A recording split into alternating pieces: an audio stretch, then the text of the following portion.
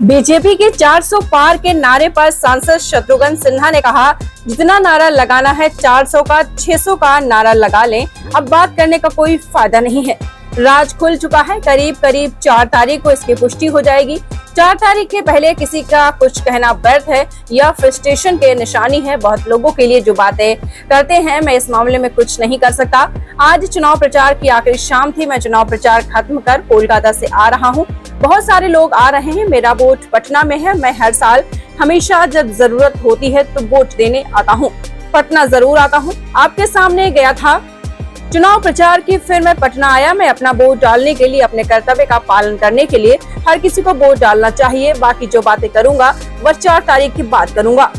आखिरी चरण के चुनाव पर शत्रुघ्न सिन्हा ने कहा, मैं राय रख चुका हूं। इंडिया ब्लॉक जो है लगता है बहुत अच्छा कर रहा है, बहुत ही अच्छा कर रहा है। रिजल्ट और अप्रत्याशित होंगे, इंडिया ब्लॉक के फेवर में होंगे। ममता जी का और आज जो बंगाल में जो उनकी लहर है, पूरे देश में सबसे ज्यादा, सबसे बड़ा मतदान अगर कहीं हुआ है तो बंगाल में हुआ है। 78%, 80% टच कर रहा है। और यह जो 7वां चरण है, मैं समझता हूँ सारे पुराने रिकॉर्ड टूट जाएंगे। शायद 80% से अधिक लोग का चुनाव होगा। कम से कम बंगाल में उस बिना पर मैं कर सकता हूं कि ममता जी इस बार बिल्कुल स्वीप करेंगे। और इस चुनाव के बाद जो इंडिया ब्लॉक के मैसिव विक्ट्री के बाद मुझे पूरा विश्वास है कि ममता जी एक गेम चेंजर बनकर सामने उभर कर आएंगी। एनडीए के कहने पर बंगाल में 0 पर आउट होगी ममता। इस पर शत्रुघ्न सिन्हा ने कहा, वह कुछ भी कर सकते हैं क्योंकि उन्होंने कुछ किया ही नहीं। वह महंगाई, बेरोजगारी पर बात नहीं करते। रुपए की कीमत गिर गई, इस पर बात नहीं करते। किसानों के लिए जो वादे थे वह पूरे नहीं किए गए। सरकार की सारी गारंटी फेल हो गई। नई गारंटी लेकर आए जिस पर आज कोई विश्वास नहीं करेगा, क्योंकि मेरे जो मित्र हैं आज भारतीय जनता पार्टी एनडीए के पूरे विश्वसनीयता को खो चुके हैं। उन पर कोई विश्वास नहीं कर रहा है। पूरी पुरानी गारंटी पूरी हुई नहीं, नई गारंटी लेकर सामने आ रहे हैं। जिसको मूर्ख बनाना है बना ले। यह लोग, उनके पास करने को कुछ नहीं बचा है तो कहने को जो कहने वाले हैं वो कह लें। और खासकर अंतिम घड़ी में लोगों को भ्रमित करने की कोशिश कर रहे हैं। उनकी कथनी और करनी में बहुत अंतर है, वह साफ दिखाई पड़ रहा है। मुझे लगता है इसका नतीजा उन्हें भुगतना पड़ेगा। कन्याकुमारी प्रधानमंत्री जा रहे हैं, इस पर शत्रुघ्न सिन्हा ने कहा, ध्यान करने में कोई हर्ज नहीं है। मैंने देखा था, लेकिन पहले और आज में बहुत अंतर है। उन्होंने इसका पूरा प्रचार प्रसार किया था मीडिया के सामने। मैं पहली बार सुना कि वह ध्यान करने जाते हैं और कोई तो मीडिया और कैमरा को साथ लेकर जाता है। ऐसा मैंने पहले कभी नहीं सुना। वह करने की कोशिश कर रहे हैं, लेकिन कुछ भी कर लें, अब मैं कहूँगा माननीय प्रधानमंत्री के बारे में, जो हमारे मित्र भी हैं और भारतीय जनता पार्टी के एनडीए के नेता भी हैं, उनके बारे में ये कहूंगा कि बहुत बड़ी कर दी मेहरबा आते आते। उन्होंने ये भी कहा कि मैं कहूंगा कि बहुत बड़ी देर कर दी मेहरबा आते आते। 10 साल में अगर कुछ किया होता तो यह सब करने की जरूरत नहीं होती। इतने सारे हथकंडे अपनाने जरूरत नहीं पड़ती। मैंने कहा था कि अपनी विश्वसनीयता को खो चुके हैं एनडीए और बीजेपी के नेता। आपने बहुत देर कर दी है।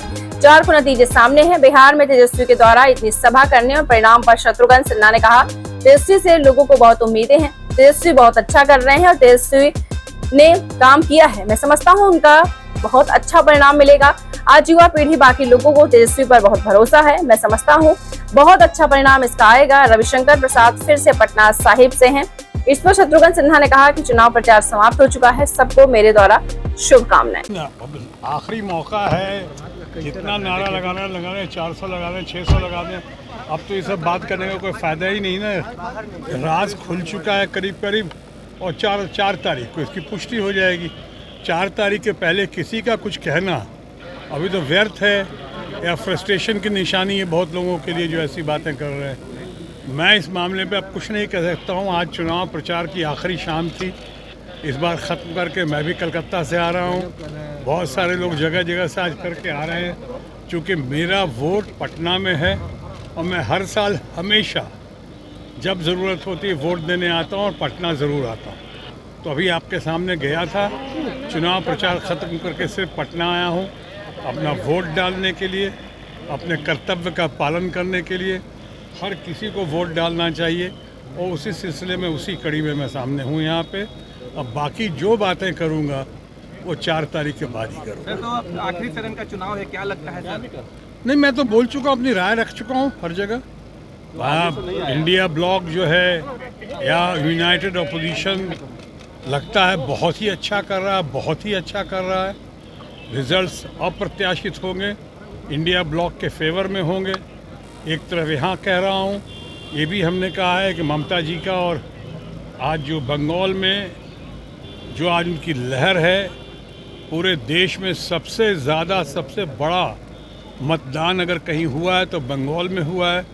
78% 80% को टच कर रहा है। और ये जो 7वां चरण है परसों, मैं समझता हूँ उसमें सारे पुराने रिकॉर्ड भी टूट जाएंगे। शायद 80% से भी ऊपर का होगा चुनाव कम से कम बंगाल में। उस बिना पर मैं कह सकता हूँ कि ममता जी इस बार बिल्कुल स्वीप करेंगी।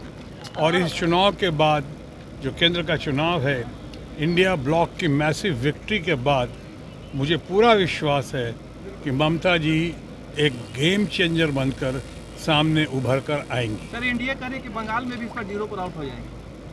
भाई वो कुछ भी कह सकते हैं, उनको तो अभी कहने के अलावा कुछ है नहीं, किया तो कुछ है नहीं उन लोगों ने। अनफॉर्चुनेटली इतना मौका मिला, वो प्राइस राइज पे बात नहीं करते हैं, बेरोज़गारी पे बात नहीं करते हैं, डॉलर पेट्रोल की कीमत जो आसमान को छू रही है उस पर बात नहीं करते हैं, रुपए की कीमत इतनी गिर गई है उस पर बात नहीं करते हैं। किसानों को कहा था उन्होंने 2022 तक कि आमदनी डबल हो जाएगी, वो नहीं कर पाए। सिंगल आमदनी के भी लाले पड़े हुए हैं, उस पर बात नहीं कर रहे हैं। लोगों को आवास देने की बात की थी, वो नहीं हुआ। सारी गारंटी फेल हो गई। तो हम नई गारंटी लेकर आए हैं सामने, जिस पे आज कोई विश्वास नहीं कर रहा है।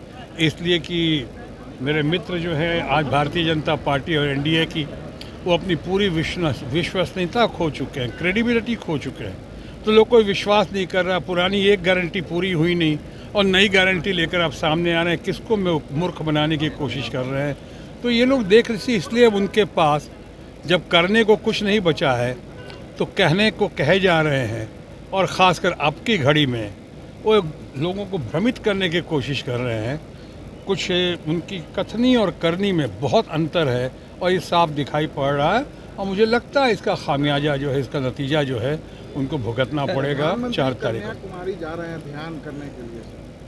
देखिए ये सब जो भी है, ध्यान करने में कोई हद नहीं है। मेडिटेशन उन्होंने पहले भी किया था, लेकिन पहले और अब में ये अंतर है कि उन्होंने उसका पूरा प्रचार प्रसार किया था मीडिया के सामने। मैंने भी पहली बार सुना है कोई ध्यान करने जाता है तो मीडिया और कैमरा को साथ लेकर जाता है, ऐसा मैंने पहले कभी नहीं सुना। अब वो करने की कोशिश कर रहे हैं। शायद लोग कोर्ट में जा रहे हैं, इलेक्शन कमीशन के पास जा रहे हैं, देखिए उसका क्या होता है। लेकिन कुछ भी कर लें, अब मैं कहूँगा माननीय प्रधानमंत्री के बारे में, जो हमारे मित्र भी हैं और भारतीय जनता पार्टी और एनडीए के वो शीर्षस्थ नेता भी हैं, मैं उनके बारे में भी यही कह सकता हूँ कि बड़ी देर कर दी मेहरबान आते आते। 10 साल में अगर कुछ किया होता तो ये सब करने की ज़रूरत नहीं पड़ती, इतने सारे हथकंडे अपनाने की ज़रूरत नहीं पड़ती। मैंने अभी कहा कि अपनी विश्वसनीयता खो चुकी है हमारी एनडीए और उनके दोस्त बीजेपी के फ्रेंड्स। सो अब बहुत देर हो चुकी है, 4 को नतीजे सामने आए। बिहार में तेजस्वी क्या जिस तरह से 291 सभा की है, 251, क्या लगता है 40 सीट पर कितना रंग दिखाएगा तेजस्वी का, या 251? नहीं, तेजस्वी से लोगों को बहुत उम्मीदें हैं। तेजस्वी बहुत अच्छा कर रहे हैं और तेजस्वी ने जो काम किया है, मैं समझता हूँ उसका बहुत अच्छा परिणाम मिलेगा।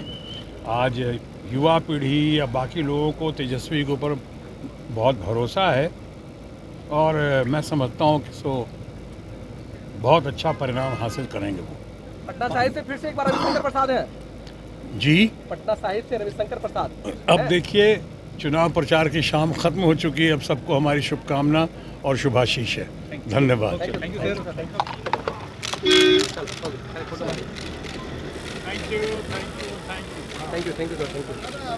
सर।